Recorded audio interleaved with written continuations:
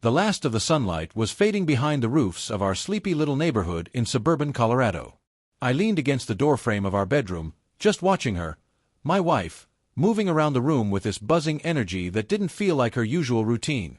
Her suitcase was spread open across the bed, this bright splash of color sitting in the middle of our otherwise calm and neutral-toned bedroom.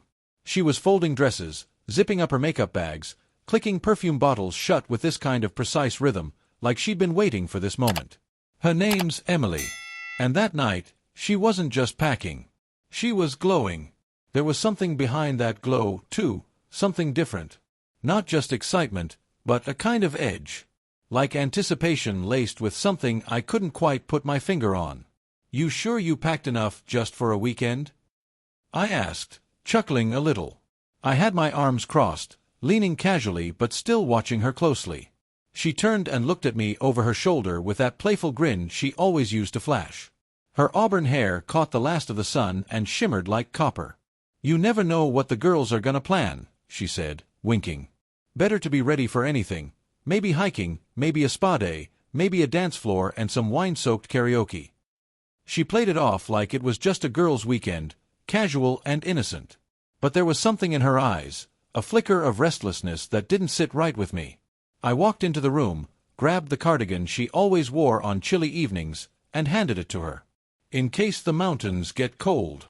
Her fingers brushed against mine when she took it, lingering just a second longer than necessary. "You're the sweetest," she said softly, her tone sweet but distracted. That's who she was, outgoing, warm, always chasing experiences. It's one of the reasons I fell in love with her. Me? I'm more of a quiet soul. I've always found comfort in calm, in the steadiness of routine. For a long time, I thought our differences balanced each other out. I honestly believed that was love, this idea of compromise, of trusting each other completely. I didn't know then that trust has an expiration date. And hers had already passed. We headed downstairs together. I grabbed her overnight bag on the way out. The car, a rented silver SUV the girls were splitting, was already idling in the driveway. The engine was running, headlights off.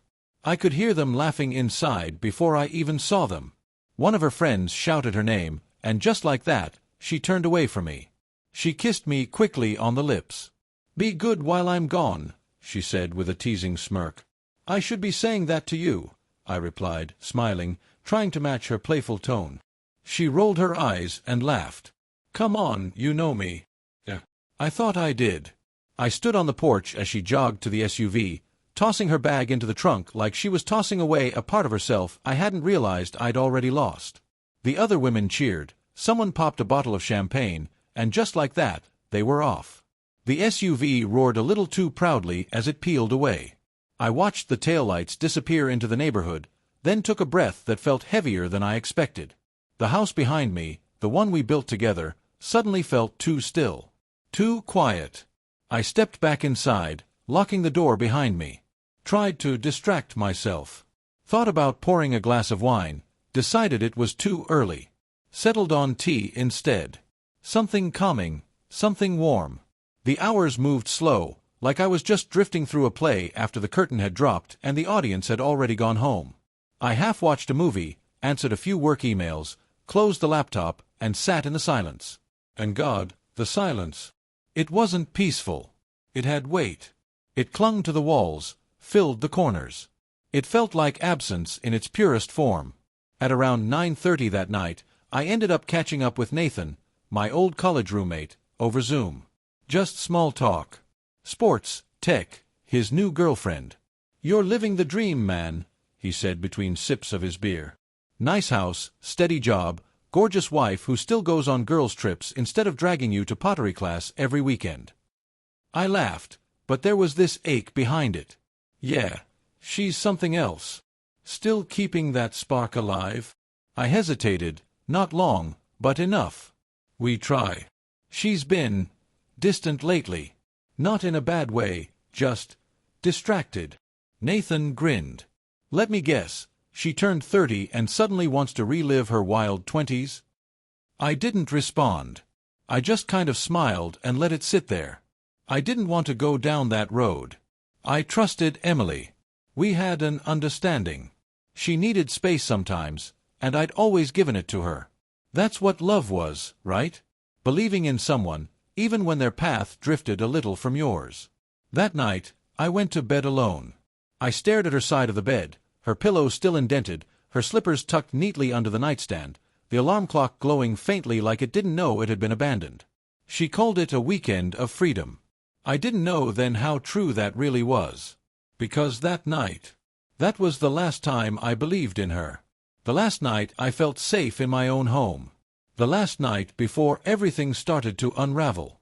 It was almost midnight when my phone buzzed on the coffee table.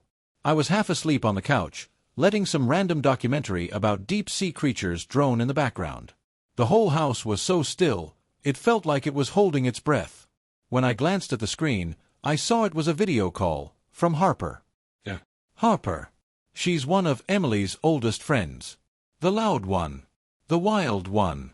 The kind of woman who gets shushed in restaurants and posts blurry Instagram stories with captions like "just vibes." I hadn't spoken to her directly in over a year, so seeing her name pop up on my phone that late felt off. I stared at the screen for a few seconds, debating whether to answer. Curiosity got the better of me, and I tapped accept. The screen lit up with pure chaos. Laughter, voices, loud music, like someone had dropped a phone in the middle of a party. The video was shaky, swinging around between people's faces, ceiling lights, and a bottle of champagne being waved around like a trophy. Harper! I yelled into the call, trying to get her attention. The image froze for a second, then came into focus. There she was, mascara smudged, cheeks flushed, grinning like she'd had a few too many. "Matty," she sang, clearly buzzed. "Oops. Wrong button. Meant to call someone else." She giggled and turned away from the screen, but she didn't hang up. Instead, her phone just dropped face up onto a couch cushion, still recording. The angle was crooked, like the phone had slid between some pillows, but I could still make out the scene in front of it. And then I saw it. The cabin was exactly how Emily had described it. Open floor plan, warm lighting, a fire crackling in the background. There were about 6 women around the kitchen island, pouring drinks and throwing popcorn at each other like teenagers. At first, it all looked innocent. Harmless fun. But Harper still hadn't ended the call. So I watched. And then Emily walked into frame. But she wasn't wearing what she left the house in. Her hair was down, messy in that effortless, sexy way. She had on a silky little camisole that hugged her body in a way she didn't even wear around me anymore. Her shorts were barely there. She was laughing. Free, uninhibited. Like she wasn't someone's wife. And then he stepped into frame. Adam. Tall. Fit. Confident. The guy from her past. The ex she swore she'd completely cut off years ago. I'd only seen him in old photos once or twice, but I recognized him instantly. She used to say she didn't even follow him anymore. That he was ancient history. So why was he there? He leaned in close. She said something into his ear. He laughed. Then she nudged him playfully toward the hallway. And just like that, they vanished together, half drunk on champagne and whatever history they still shared. I sat there frozen, heart barely beating. Before I could even process what I'd seen, 2 more people walked into view, another one of her exes and one of the girls from the group. The whole thing started clicking in my brain, piece by piece. This wasn't just a girls' trip. This was a reunion. A fantasy weekend where they all got to play out the what-ifs they never let go of. And Emily, she was at the center of it all. The worst part, it wasn't even the cheating. Not yet. It was how easily she did it. Like she'd rehearsed the part. Like the version of her I knew had just been a cover. I ended the call. Just tapped the screen and watched it go dark. I didn't yell. I didn't throw anything. I didn't cry. Not even close. I just sat there in silence, the kind of silence that hits so deep it doesn't even feel real. I replayed the video. Then I recorded it. Saved it. Backed it up. 4 minutes and 37 seconds. That's all it took to burn everything I thought I knew about my marriage to the ground. But I didn't break. I calculated. And something inside me, something I'd always kept buried, started to wake up. The next morning, the sun came up like it always did. Birds chirped, light slid across the floorboards, but none of it felt the same. I stood in the shower long after the water turned cold. I didn't scrub. I didn't move. I just stood there, forehead against the tile, letting the water try to wash away the images stuck in my mind. Didn't work. Even with my eyes closed, I could see her laughing, swaying, melting into Adam's arms. Then Zach. Then Mark. All ghosts from her past that she'd told me were nothing. Turns out, they weren't memories. They were bookmarks. Pages she never stopped flipping back to. The betrayal didn't come crashing in like thunder. It was quieter than that. Slower. Like a storm building way out at sea, too far to panic over but close enough that you could feel the shift in the air. When I finally stepped out of the shower, I didn't feel heartbroken. I felt focused. Like someone had lit a fuse, and I was just standing there, holding the match. I didn't sleep that night. Not even a little. By morning, I was sitting at the kitchen table, staring at a blank document on my laptop, my fingers just hovering above the keys. I wasn't sure what I was about to do, only that I had to do something. Because everything felt different now. It wasn't just Emily and her lies, it was the whole foundation of what I thought was real. Eventually, I started typing. Not a letter. Not a confession. Just names. Adam K. Zach B. Mark R. Each name hit like a hammer. Each one brought up memories I'd shoved to the back of my brain.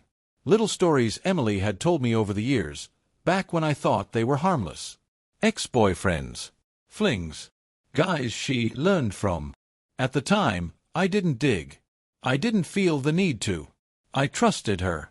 By the time the list was done, I wasn't angry. I was clear. Crystal clear. The kind of clarity that doesn't come from rage, but from something colder. Sharper. More exact. I walked into our home office and pulled out Emily's laptop. She never bothered to hide anything from me. Her password was the same it had always been, Sunflower 86. Her favorite flower and the year her mom was born. That's the kind of trust we had. Or so I thought. The desktop flickered to life, glowing with all the usual things, work folders, vacation plans, Pinterest boards filled with ideas for kitchens we'd never remodel. Then, 3 folders deep, buried like a secret, I found it. Rewind. I actually laughed when I saw the name. Inside that folder was everything. And I mean everything. Screenshots of messages, old photos, saved conversations, even voice notes. It was organized like a project. Each X had their own subfolder. Some of the messages dated back years, but they'd been resaved recently, revisited like worn-out love letters. There was nothing random about it. This was planned. Then I found the group thread. Not just the girls, but the guys too. What I read in that chat thread, it flipped my stomach. They were planning this trip for weeks, but it wasn't about hiking or karaoke. It was about reliving the past. About seeing what still fit. About comparisons between now and then. And Emily, my wife, the woman I shared a mortgage and memories with, had actually written, "Can't wait to compare the past with the present." Winking emoji and all. I stared at that message until the screen started to blur. And then I smiled. It wasn't fake. It wasn't forced. It was the smile of a man who finally saw everything for what it was. She thought she could run this little game and that I'd never know. That she could have her nostalgia-fueled fling and come home to safety, to me, like nothing happened.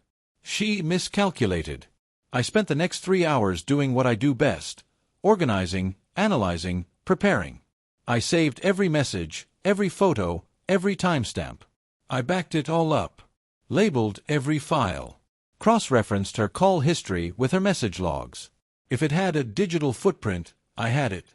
When I finally closed the laptop, I wasn't a betrayed husband anymore. I was something else. That afternoon, I took a walk around our neighborhood. Just a regular walk. Sun was out, birds chirping, sprinklers spitting across freshly cut lawns. People waved. I waved back. No one knew what I knew. No one saw what I'd seen. But that version of me, the guy they were waving to, he was already gone. And in his place, a man with a plan. Monday showed up like it always did. No dramatic entrance, no warning. Just that same chirping alarm on my phone at 6:30 a.m., as if the world hadn't tilted under my feet. I hadn't slept. Not a wink. I lay in bed, staring at the ceiling, watching the light sneak through the blinds like it was scared of what it might find. Downstairs, I started the coffee maker out of habit. The smell filled the kitchen, but I didn't drink it. I just stood there, holding the mug like it could warm up whatever was left inside me. But my thoughts were already 3 miles away, focused on a boutique gym tucked in a fancy strip mall next to a juice bar and a vegan bakery. Adam. Emily used to drag me there, laughing and saying things like, "You and Adam would hate each other." She was right. I hated him the second I saw his smug, polished face. The way he stood, the way he smirked, it was all surface-level charm, hiding something rotten underneath. That morning, I sat at the kitchen island and opened Adam's social media. He hadn't changed. Every post was a filtered version of his ego, shirtless gym selfies, motivational quotes, videos about grind set and masculine energy. But beneath the filters, I found the cracks. And I didn't have to look very hard. He had a live Q&A planned that afternoon with his clients and a few new sponsors. I found the promo graphic. Big bold words: fitness, mindset, masculine energy. I looked at that image for a long time. Then I picked up my phone and opened a new email. No threats. No accusations. No dramatic declarations. Just a single clean note from an untraceable account I'd set up the night before. Thought you should see what your husband's been up to. Might want to watch this before his next live stream. I attached a short, silent video clip, just long enough to show Emily and Adam slipping away from the group at the cabin. Nothing explicit. Just enough to make the point. I double-checked the recipient. Adam's wife's business email. Easy to find. Public domain. I hit send. Then I sat back and waited. I wasn't expecting fire. Fire burns too fast. I was expecting ice. At 10:07 p.m., my phone buzzed, not a message, but a link. A video had already started making the rounds. Someone had filmed the aftermath. It showed the inside of Adam's gym, just minutes into his live stream. His wife, dressed in a sharp red blazer, was standing in the middle of the floor, holding her phone in the air like it was a sword. "You think this is okay?" she shouted. "You think this is masculine energy?" The whole place froze. Clients mid-rep, staff members mid-step. Adam looked like he'd swallowed glass. He stammered something into the camera, but it was too late. She threw the phone on the ground and stormed out. I watched the video 3 times. Did I smile? No. Did I feel proud? Not really. I just sat there. Still. Steady. Letting the cold weight of consequences settle into place. By the next morning, Adam's gym page was dead silent. Sponsors started quietly scrubbing posts. His scheduled events disappeared from his calendar. I didn't need to track every comment or phone call that followed. I knew the rhythm of collapse. It starts slow, then everything cracks at once. Later that night, I sat in the dark, staring at the blue light of my laptop screen. Another buzz on my phone. Just spam. Something about Aspen retreats. The irony didn't even register. I closed the laptop, leaned back, and listened to the silence. And somewhere, maybe across the city, maybe closer, another mask was starting to crack. One thread pulled. Nobody had noticed yet. But soon, the whole thing would start to unravel. The next day was too quiet. Not peaceful quiet, expecting quiet. Like the world was pausing, waiting to see what I'd do next. I found myself parked across the street from this trendy downtown cafe, watching strangers drift in and out with their oat milk lattes and Instagram filters. None of them had a clue what it felt like to be gutted in your own house. To look at someone you loved for years and realize they were never really who you thought. But I knew. And so did Zach. Zachary Brent wasn't like Adam. He wasn't polished. He didn't live for cameras or curated hashtags. Zach thrived on chaos. Fast talking, fast living. A guy who always seemed to be pitching some new business or idea he hadn't quite figured out yet. Emily used to call it passion. I called it what it was: instability dressed up in ambition. His latest scheme? A rustic, boutique coffee company called Ember Oak. Think reclaimed wood, overpriced pour-overs, and fake handwritten notes in every order. It had all the trappings of authenticity, with none of the stability behind it. I did my research. The site looked sleek, sure, but underneath? It was bleeding money. Crowdfunding loans, missed shipment dates, sketchy investor reviews buried in complaint forums. I dug through everything. Cross-referenced supplier issues, matched names, even traced a few frustrated tweets from vendors. Zach had built Ember Oak on borrowed charm and borrowed time. So, I put together another little gift. Another anonymous package. Inside, a video clip of Zach and Emily sneaking off together at the cabin. Innocent at a glance, inappropriate once you knew what it really was. A few screenshots of complaint threads from Ember Oak's most loyal backers. A list of missed payments. And one particularly damning email from a local vendor alliance he was desperate to join. I sent the files to 2 of his investors. And to that vendor group. Then I waited. This time, it took a few days. But when it hit hard. Ember Oak posted a sudden announcement. Temporary operations paused due to unforeseen challenges. The comment section exploded. Customers asking where their orders were. Investors asking where their money went. A day later, a local podcast featured one of the vendors who had just cut ties. He looked directly at the camera and said, "He's not a bad guy, just unreliable. Promises too much. Delivers too little. We can't afford that." The next morning, Ember Oak's website went dark. Zach's empire? Gone. Collapsed under its own weight. All I did was pull one thread. That night, I stood by the kitchen window, watching 2 birds peck at something in the grass. It should have felt like victory. But it didn't. Emily still hadn't come home. She had texted me the night before, staying another day. "Don't wait up. Love you." I stared at that message longer than I'd care to admit. Not because I believed it, but because, once I used to. I wondered if she sensed anything. If her hands shook when she saw a name pop up on her screen. If her chest tightened when her phone buzzed late at night. Or maybe she was still smiling somewhere, still sipping wine with people who didn't know they were standing in a house that was already starting to fall. I didn't reply. I just pulled out my notebook. Crossed out Zach's name underneath Adam's. One name left. And I was saving that one. Not because I needed revenge. Because I wanted the truth to echo. Loud enough for her to finally hear it. Mark Riles was never the kind of guy you could dismiss. Adam was a show-off. Zach was a mess in motion. But Mark was dangerous in a very different way. He was clean-cut, composed. The kind of man who looked like he'd never done a single thing wrong. Public servant. Community man. Crisp suit, polished smile, firm handshake. He coached kids' soccer on weekends, posted inspirational quotes about growth and integrity, and shook hands with local leaders like he was born for office. And now, he was running for city council. Emily once told me about him, back when we were still honest with each other. He proposed once, she'd said, her voice a little too casual. Kind of. More like he assumed I'd say yes. She said he was too perfect. Too safe. That there was no fire. And yet, there he was, sipping whiskey with her on a couch in the cabin, whispering in her ear like he knew every curve of her body by heart. I hadn't planned to go after him. But after Adam fell, and Zach's business burned down, I looked at my list.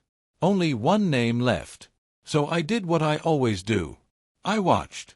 From her cloud folder, I already had what I needed, a blurry but clear enough video of Mark leaning into Emily, his hand too familiar on her back, her smile too comfortable in return. Nothing graphic. But the kind of clip that, once you knew the context, raised more questions than it answered. And in politics, questions are poison. I started with a digital folder. Neatly organized. A few screenshots from old messages. 1 or 2 pictures that looked innocent enough, until you realized when and where they were taken. A handful of out-of-context, but very suggestive texts from the group chat Emily and her friends thought would stay buried. Then I drafted the email. No drama. No signature. Just a quiet nudge in the right direction. To Committee for Ethical Leadership. Subject, a candidate you may want to reconsider. In light of your recent endorsement of Mark Riles, I thought you might want to review the attached material. It may not align with your organization's stated values. Concerned Citizen. I sent it to 2 journalists as well. Both of them local, both with reputations for tearing apart public figures the second they smelled hypocrisy. And then, as always, I waited. The fallout didn't come overnight. At first, it was just a whisper, one cryptic tweet, one deleted campaign post. Then Mark canceled a scheduled speech at a local church. No explanation. Just gone. A few days later, the blog post dropped. Whispers behind the smile, a closer look at Mark Riles. It didn't accuse. Not directly. But it asked just enough of the right questions. By the weekend, the Committee for Ethical Leadership had officially pulled their endorsement. Mark's campaign scrambled, released a statement about privacy violations and coordinated misinformation. Didn't matter. The damage was already done. People don't vote based on facts. They vote based on how safe someone feels. And suddenly, Mark didn't feel safe at all. I watched the news clip of him standing behind a podium, trying to redirect attention back to zoning and budget reform, while every reporter asked about the trip, about the woman, about the timing. He looked like a man trying to outrun a fire he couldn't see. I closed the laptop. The house around me was silent. The same kind of silence that had lived there ever since the night she left. But inside me, there was peace. Not happiness. Not closure. But peace in knowing I had corrected the story. Emily had spent one weekend pulling on threads she thought were long gone.